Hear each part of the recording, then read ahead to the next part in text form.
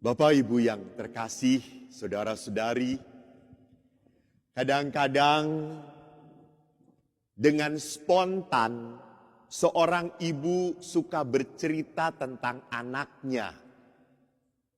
Di depan anaknya, bercerita pada saya.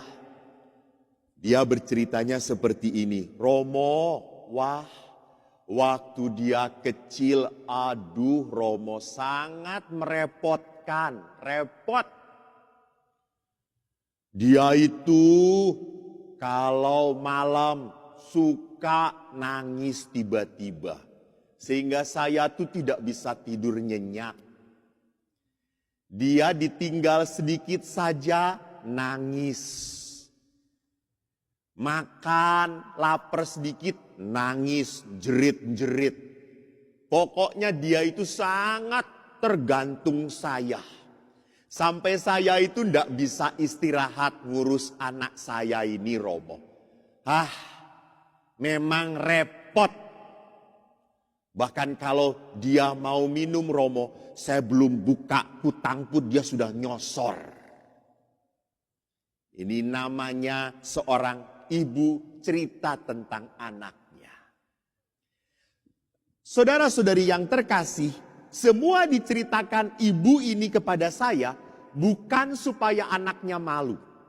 Dan bukan juga supaya anaknya tahu diri. Supaya anaknya tahu, lu tuh sudah hutang budi pada mami papi. Bukan.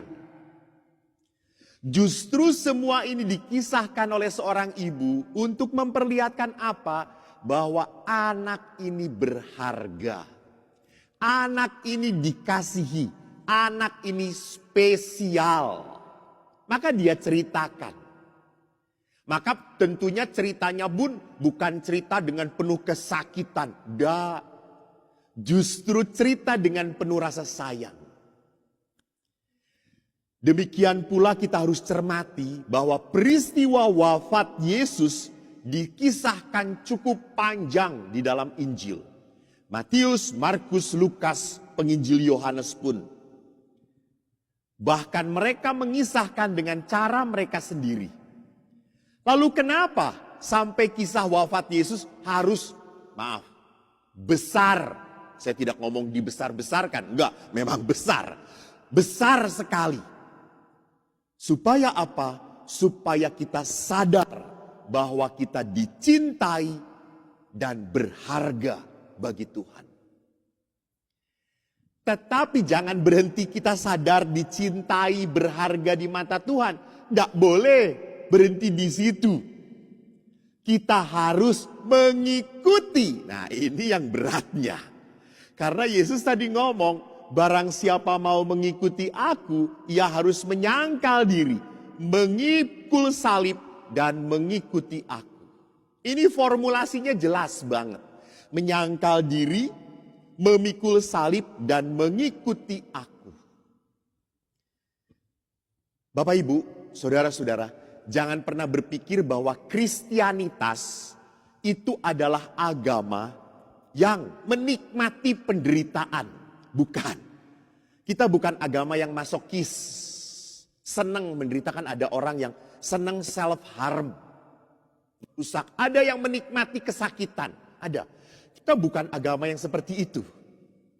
Dan kita pun bukan agama yang memusuhi, menghindari, bahkan menjauhi penderitaan. Tidak. Kristianitas adalah sebuah tindakan kasih yang mau melihat penderitaan tidak hanya dilihat dari kesakitan, tetapi juga penderitaan mau diterima, berdamai, dan memaknai penderitaan. Jadi orang harus sampai kedalaman. Bukan hanya, ya sudahlah saya menerima, memang saya udah menderita kayak gini, mau ngapain lagi sih? Ini belum pengikut Yesus itu. Itu masih sontoloyo. Masih gendeng. Kenapa? Karena dia belum mencapai nilai, makna dari penderitaan. Dia